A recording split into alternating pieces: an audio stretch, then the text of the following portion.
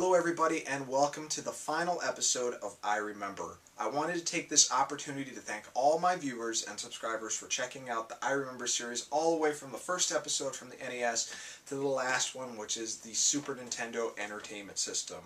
Now, with the series finishing up, it doesn't actually have to stop with me. It can keep going. You as a YouTube viewer can post your own video. You can talk about how you remember the Sega Genesis or other systems I didn't cover. Or you can even talk about the same thing. Let the series keep going. And of course, I love hearing about other people's gaming memories. As I come closer and closer to November 1st, which I'll be taking a break for a while from YouTube, I look forward to continually talking to you guys and hearing about your gaming memories and exploring some of your future memories as well with new stuff that's coming out. So, without any further ado, let's finally start this final episode of I Remember the Super Nintendo.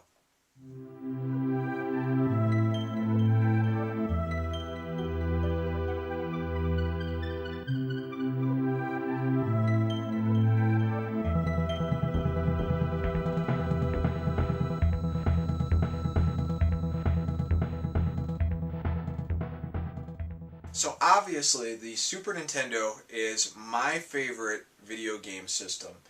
I have so many great memories about this system, and my Super NES and Super Famicom library is pretty decent size. It has a little bit over 170 games.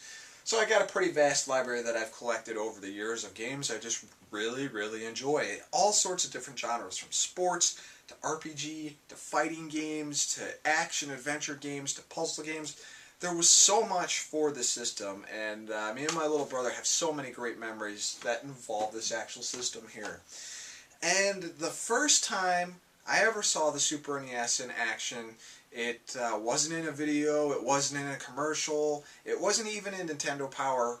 We were doing one of our regular shopping trips to Walmart, and I'm walking past the electronics section with my mom, and she's looking at the jewelry section, and I hear these sounds. I hear the sound of a dinosaur eating stuff, and I hear this wonderful advanced stereo music.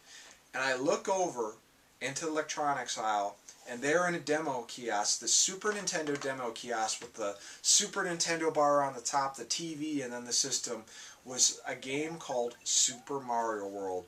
God, it was amazing looking. The colors just popped out. And this girl was playing it. She was probably in her 20s, maybe her 30s, and she was absolutely mesmerized by it. We wanted to play the damn thing so bad. And me and my little brother just sat there, just amazed and like hypnotized by this thing. And she finally stops playing, and she says, "Oh my God, that was the most incredible thing I've ever seen." Picks up a Super Nintendo box, throws it in her cart, and says, "I can't afford this, but I'm going to buy it anyway." And she walks off with it. Well, unfortunately, we were in a hurry. We had shopping to do, so we didn't get a chance to actually play the system at that point. But I remember asking my mom, wishing that there was some hope in, God's way that that same thing could happen to us, that I could just pick up the Super Nintendo and go, "Oh, we can't afford it, but let's put it in anyway." Of course, that didn't happen. I really wish it could have, but of course it didn't. And that was the end of that day. But forever burned into our minds at that point was the wonderful gameplay of Super Mario World. The next time we would see a Super Nintendo in action would again be Walmart. And again, didn't really have a chance to play it. We were just kind of walking by the aisle, but some guy was playing Street Fighter 2, and he was playing as Guile, and he was fighting M. Bison, and it was the first M. Bison fight. And it just looks so epic with M. Bison just standing there defiant against everybody, and he takes his cape and just throws it off. That small animation sequence just forever plays back in my head because it looks so awesome. And of course we were familiar with Street Fighter 2 in the arcades, but you never really played against the computer. You always played against another opponent because the lines were just huge. So some time passes, and we finally get a couple small opportunities to play some Super Nintendo games on a demo kiosk like F-Zero, and eventually we would get a chance to play the Super Nintendo in our very own house. And that opportunity came because of a place called Video Game Adventures. It was a video game rental store based out of Crystal Lake, Illinois. It was so cool. They didn't do VHS tapes or anything. They just strictly did Nintendo games. And now that I think of it, I don't even actually think they rented Sega Genesis games. I think they rented strictly Nintendo stuff. And, you know, you'd get your picture taken there, and you'd have your ID. I had an ID. My little brother had an ID. They sold used games. I remember picking up, like, Zelda for really cheap there. And we went in there, and my dad said that he was going to go ahead and let us rent the Super Nintendo. So we rented the Super Nintendo, and I want to say that it only came with one controller, but we rented the Super Nintendo, and it came with Super Mario World. And it also we decided to rent Street Fighter 2. Man, we played that thing all night. We got that thing home, we hooked it up, we played Super Mario World for about 15 minutes, and then we just jammed on Street Fighter 2, learning the moves, looking at Nintendo Power, learning how to throw all the special moves out and everything, and just play it. And I'll never forget, I don't know why we just didn't read and take our time with the pronunciations, but we just butchered the names of the Street Fighter characters. Like, we would call Guile, Gilly, we'd call Ryu, Rue, Delzim, I don't even know what the hell we call it, but it was just way, way off from it. But me and my little brother always talk about it and we laugh because the pronunciations we had for the names of the characters was absolutely awful. Thank God we never saw it in the arcade. We would have got our asses kicked. But we played the crap out of that thing.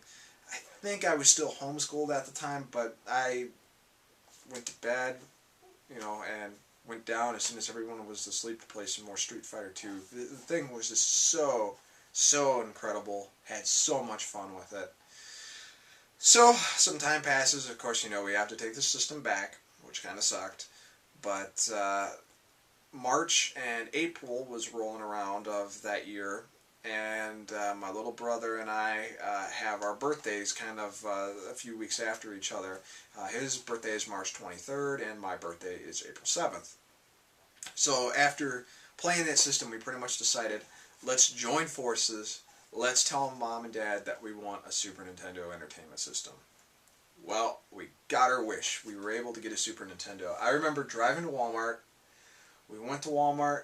We got the system. We just got the Super Mario World bundle, like you see here, even though this has Super Mario All-Stars, but we got the Super Mario World bundle. And I remember being in the back seat, not with my little brother, because my little brother was sick, now that I think about it. And it was just me in the back seat.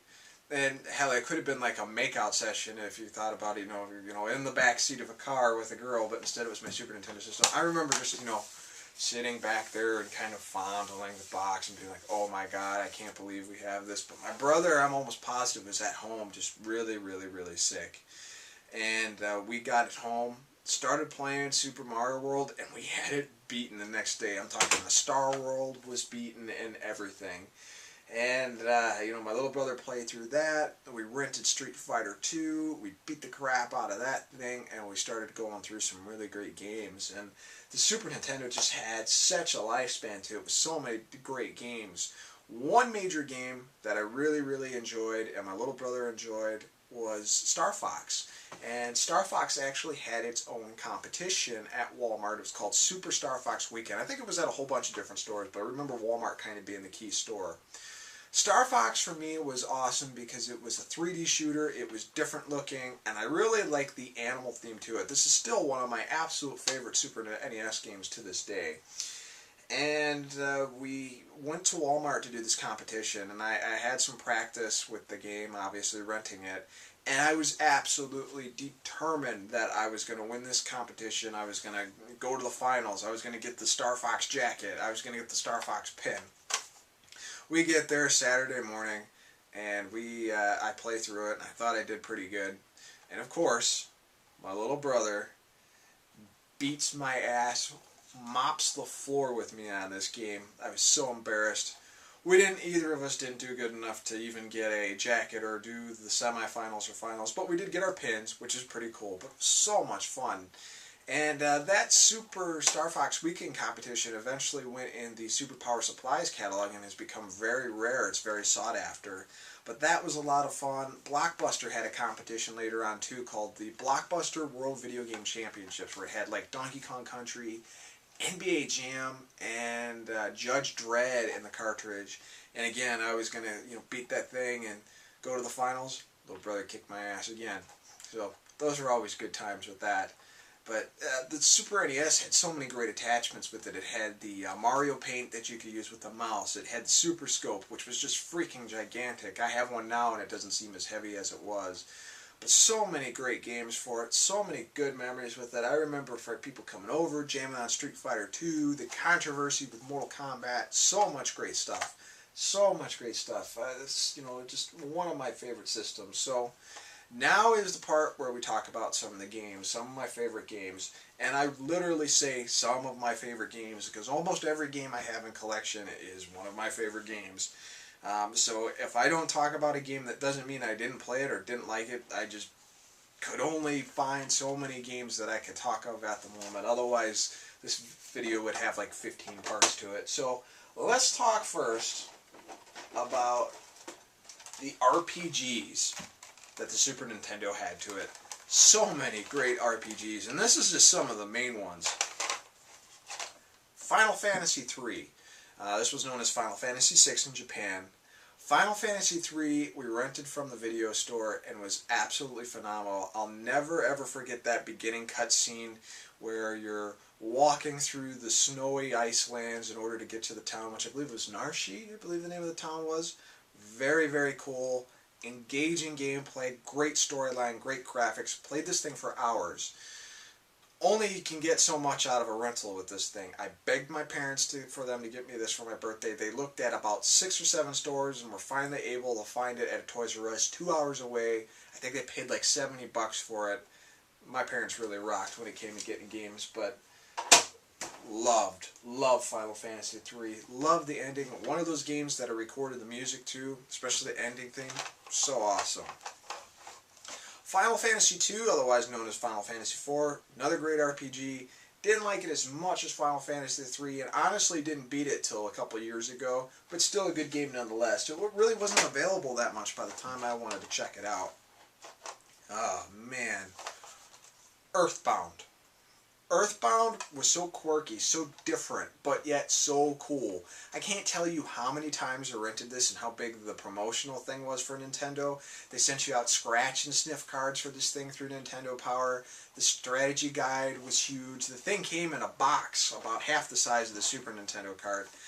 I had an opportunity once to pick up Earthbound for super cheap, and I missed the opportunity. Later, I ended up paying a ton of money for a copy of Earthbound. Totally worth it, though. Great freaking game, great graphics, another one of my favorites. Shadowrun. What a surprise this thing was. I remember looking at this in the May issue of Nintendo Power. It had Batman Returns on the cover, and opening this up and reading about Shadowrun. And I was a little familiar with it from the actual pen and paper games, but I've never really played a pen and paper game at that point. Tossed this game in, started playing it, and holy crap, what an engaging cyberpunk storyline. This is still one of my favorite games. I mean, how many games do you play that you wake up in a morgue? So cool. Makes me want to play it. The Breath of Fire series. Kind of interesting that Capcom didn't want to release this originally. Squaresoft did, and then Capcom decided to release a second one. These were some other great RPGs that weren't as fun as, say, Final Fantasy, but still some really great games. Really good morphing that you could do as dragons. And how can you go wrong with Chrono Trigger? I already shared my thoughts on this game about how long it took me to get a copy of this to actually, play it. Big detail with the rental store. You guys can check out my previous videos if you want to hear it. But so many great memories with this thing. Played the living crap out of this thing. So happy to have a copy of this. Great, great music.